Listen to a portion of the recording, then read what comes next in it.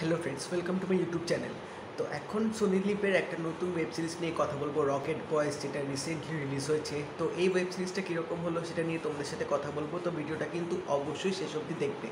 তো rocket boys web সিরিজটা তোমরা একটা বায়োগ্রাফি সিরিজও বলতে পারো, কারণ এখানে মূলত দুটো সায়েন্টিস্টের জীবনের ওপর নিয়ে এই সিরিজটা বানানো হয়েছে। দুটো সায়েন্টিস্ট যাদের নাম হচ্ছে বিক্রম সারাভাই এবং হোমি ভাবা। তো তারা ইন্ডিয়াতে তাদের এই যে রকেটের ব্যাপারটা, তারা যে ফার্স্ট লঞ্চ করেছিল, তাদের জার্নিটা কীরকম ছিল, এবং তার সাথেও এখানে স্পেস স্টেশন যে তৈরি করা বা তাদের কৃতিত্ব কতটা ছিল পুরো ইন্ডিয়াতে এই স্পেস স্টেশন বা স্পেসশিপ জিনিসপত্রগুলো নিয়ে, পুরো তাদের এই জার্নিটাই কিন্তু এই সিরিজটার মধ্যে দেখানো হয়েছে। এবং এখানে আমরা দেখতে পাবো যে তাদের দুজনে একসাথে দেখা সাক্ষাৎ কী করে হলো, এবং এই যে ফার্স্ট যে রকেটটা লঞ্চ করবে এই ওভারঅল পুরো প্রসেসে কীভাবে তাদের অনেক কিছু সম্মুখীন হতে হয়েছে, অনেক বাধা বিপত্তি তাদের ফেস করতে হয়েছে, কীভাবে তারা সব জিনিসগুলো কাটিয়ে উঠবে, এবং সাথে সাথেও তাদের দুজনের কিন্তু এখানে পার্সোনাল লাইফও দেখানো হয়েছে।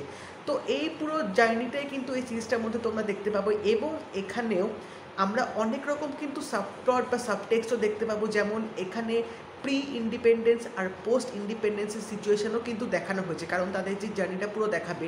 প্রি ইন্ডিপেন্ডেন্স তখনকার পলিটিক্যাল সিচুয়েশন কীরকম ছিল, এবং পোস্ট ইন্ডিপেন্ডেন্সও কীরকম ইন্ডিয়ার মানে পলিটিক্যাল অবস্থা ছিল, তো সেই প্রেক্ষিতে পলিটিক্যাল কতটা ইনফ্লুয়েন্স বা কতটা এফেক্টেড ছিল সেইগুলো কিন্তু এই সিরিজটার মধ্যে দেখানো হয়েছে। তো বলা বাহুল্য, আমার মনে হয় সোনি লিভের এটা এখন অবধি one of the finest series, এবং বলতেই হবে যে এটা হয়তো স্ক্যাম 1992 এর পর একটা অসাধারণ সিরিজ যেটা সোনি লিভ আমাদেরকে উপহার দিয়েছে। এবং আমার মনে হয় এটা প্রত্যেকেরই দেখা উচিত, স্পেশালি যারা একটু মানে স্পেসশিপ নিয়ে বেশি ইন্টারেস্টেড, যারা রকেট নিয়ে বেশি ইন্টারেস্টেড, যারা হয়তো ফিজিক্স নিয়ে বেশি পড়তে ভালোবাসো, তাদের জন্য এই সিরিজটা অবশ্যই মানে তাদের দেখা উচিত, কারণ তোমাদের দেখলে এই সিরিজটা অবশ্যই ভালো লাগবে। এবং হ্যাঁ, কিছু কিছু গ্রুপ অফ অডিয়েন্সদের কাছে হয়তো এই সিরিজটা ভালো নাও লাগতে পারে, কারণ এই যে সিরিজটার যেরকম স্টোরি টেলিং, যেরকম ট্রিটমেন্ট এখানে ইউজ করা হয়েছে, অনেকে হয়তো এই জনারটা পছন্দ নাও হতে পারে, তো তাদের হয়তো সাধারণত অতটাও ভালো নাও লাগতে পারে। বাট হ্যাঁ, এই দুটো সায়েন্টিস্টের যে কতটা কৃতিত্ব সেটা যদি জানতে চাও যে তারা কী কী কাজ করেছে,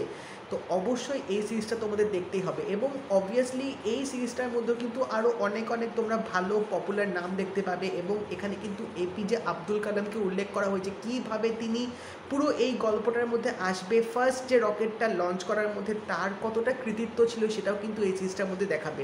এবং এই পুরো গোটা সিরিজটার মধ্যেই ইন্ডিপেন্ডেন্সের যে ফ্লেভারটা দিয়েছে সেটা কিন্তু বেশ ভালোভাবে এখানে ইনকর্পোরেট করা হয়েছে, এবং তখনকার সময় কীভাবে পুরো পলিটিক্যাল সিস্টেমটা কাজ করতো, এবং তখনকার সময় কিছু কিছু উল্লেখযোগ্য বিষয় ছিল, সেই জিনিসগুলো কিন্তু সিরিজটার মধ্যে তুলে ধরা হয়েছে।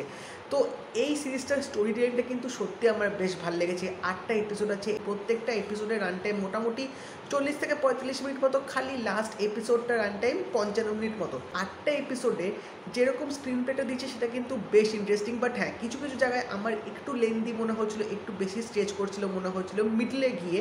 এবং এই সিরিজটার মধ্যে স্টার কাস্ট জাস্ট তুখর, মানে তাবর তাবর অভিনেতাদের নিয়ে এখানে কাজ করা হয়েছে। এবং মেন যে দুই ক্যারেক্টার আছে, বিক্রম সারাভাই এবং হোমি ভাবা, তাদের যে ক্যারেক্টারটা প্লে করেছে জিনসার ভার ইশওয়াক সিং, এই দুজন সিরিজটার মধ্যে জাস্ট ফাটিয়ে অভিনয় করেছে। এবং অবশ্যই বাকিদের ক্যারেক্টারগুলো কিন্তু যথেষ্ট রকম ইম্পর্টেন্স ছিল, এবং প্রত্যেকের অভিনয়টা এত ভালো হয়েছে যে এই সিরিজটা একটা অনবদ্য অ্যাডভান্টেজ কিন্তু দিয়ে দিয়েছে। এবং তার সাথেও সিরিজটার লুক অ্যান্ড ফিলটা কিন্তু যথেষ্ট অথেন্টিক, একটা রিয়েল ভাইব কিন্তু দেবে, কারণ যে সময়কার এখানে চিত্রনাট্যগুলো তুলে ধরেছে, যেরকম 1942, 1947, তারপর কিছু তোমরা 1960 সময়ও দেখতে পাবে।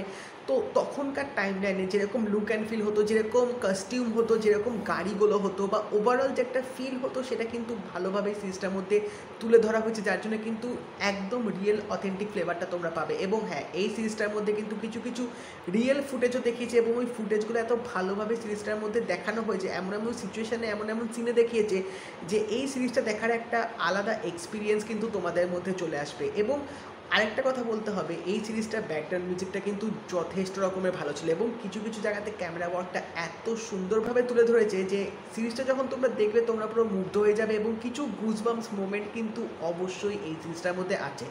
এবং তাছাড়াও এই সিরিজটার মধ্যে কালার প্যালেটটা কিন্তু বেশ একটা অন্যরকমভাবে রেখেছে, কারণ সাধারণত আমরা যেরকম সিরিজে কালার প্যালেট দেখি, এটা তোমরা দেখলে বুঝতে পারবে যে হ্যাঁ, তোমরা একটা হয়তো কিছু ভিনটেজ ফুটেজ দেখছো, বা একটা পুরনো জিনিস হয়তো তোমরা দেখছো, কারণ তখনকার সময়ে যে একটা কালার প্যালেট ইউজ করা হতো সেটা তোমরা দেখলেই বুঝতে পারবে, সেই জিনিসটা কিন্তু এই ওভারঅল পুরো ওয়েব সিরিজটার মধ্যে রেখেছে।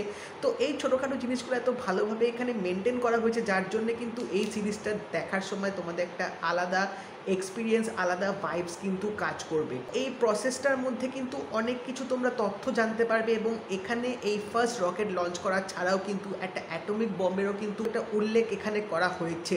তো এই কিছু কিছু ছোটো ছোটো জিনিস যেভাবে এখানে দেখিয়েছে এবং যেভাবে এগুলো বিশ্লেষণ করা হয়েছে, আমার মনে হয় একটা সাধারণ মানুষ যাদের অতটাও যদি নলেজ না থাকে তারাও যদি দেখে অবভিয়াসলি তারা বুঝতে পারবে, কারণ এখানে ডিটেলিংটা কিন্তু বেশ ইজিভাবে এখানে বোঝানো হয়েছে। তো সেগুলো বুঝতে আমার মনে হয় না খুব একটা অসুবিধা হবে।